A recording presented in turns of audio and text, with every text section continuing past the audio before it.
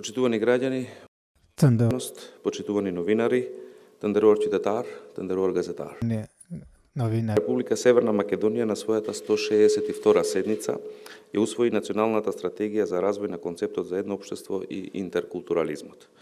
Националната стратегија е стратешки документ кој ги идентификува темелните одредници врз основа на кои ќе бидат иницирани активности за зајакнување на процесите на комуникација и соработка помеѓу заедниците во насока на зајакнување на концептот на едно општество еднакво за сите.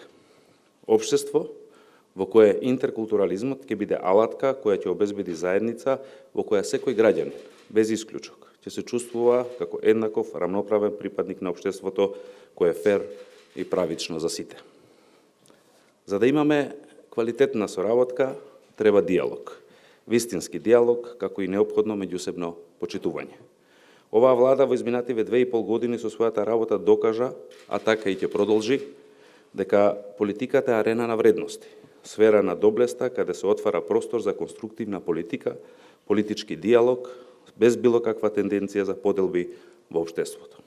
Моделот на нашата земја започнува со почитување на сите заедници и создавање можности за различните заедници да соработуваат и надополнуваат и меѓусебно се збогатуваат. Првиот чекор е прифаќање и признавање на различностите. Диверзитетива. Јета на диверзитет, да мултикултурализмски концепт, но кој што крцним не е закана, туку е можност за и предност. Да се градат зидови од колку мостови, но мостовите се тие што поврзуваат, не зидовите. Зидовите паѓаат, затоа градиме мостови, не зидови. Оружје на развојот е диалогот. Диалогот е неопходен и прв чекор за решавање на секоја евентуална точка која може да иницира поделба. Докажавме дека имаме политичка и општествена волја за решавање спорови. Можеме да докажеме дека умееме да бидеме модел и за успешно и функционално општество еднакво за сите.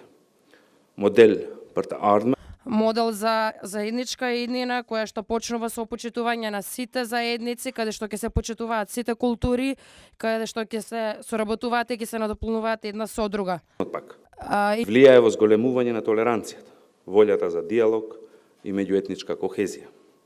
Централна цел на интеркултурализмот е да овозможи испреплетување, соработка и активна заедничка екзистенција.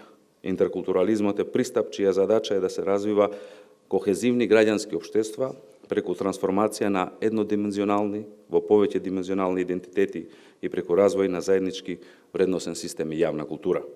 Предностите кои ги карактеризираат овој пристап се интеракција и диалог, стремеж кон заедништво и социјална силна кохезија.